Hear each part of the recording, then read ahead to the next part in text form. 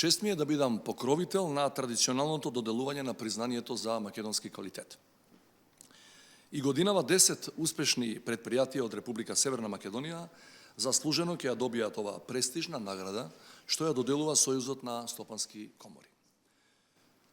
Утре на 24 декември се навршуваат 118 години од раѓањето на Џозеф Јуран, еден од најголемите популаризатори на концептот за квалитетот во производството и на самиот производ.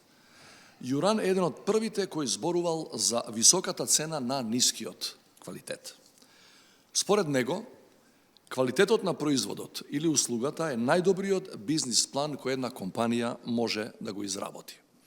Освен што ја прави компанијата поконкурентна, повисокиот квалитет значи и помалку грешки и загуби во процесот на производството.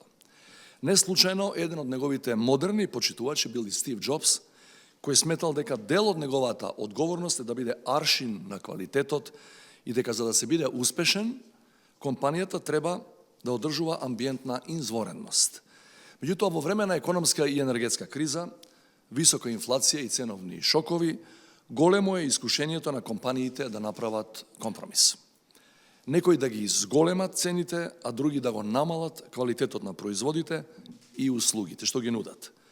Колку и да се понекогаш нужни, и двата пристапи можат да имаат негативни последици. Долгорочно гледано, и компаниите и клиентите плаќаат висока цена за нискиот квалитет на производот. Компаниите поради загубите во производството, а клиентите поради загубената доверба.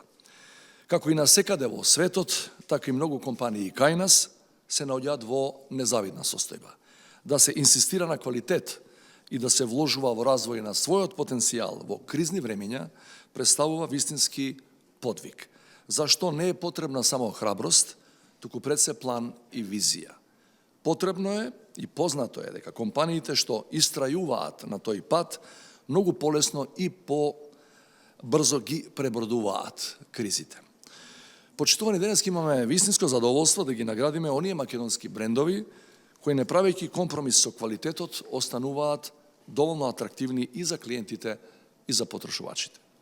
Имајќи ево предвид сложената економска состојба, овие предпријатија не само што не отстапија од својата посветеност на квалитетот, туку со тоа придонесоа и за повисок економски раст, што е национален приоритет број 1. Овој приоритет подразбира зголемување на продуктивноста, подигнување на конкурентноста на економијата, масивно вложување во иновациите и технолошкиот развој и нови домашни и странски инвестиции.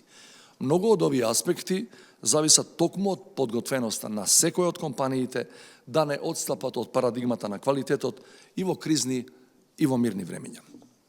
На крајот, дозволете ми на сите добитници да им честитам на признанието и да им посекам и ним, но и на останатите членки на Сојузот на стопански комори, успешна и плодна работа во 2023 година. Благодарам.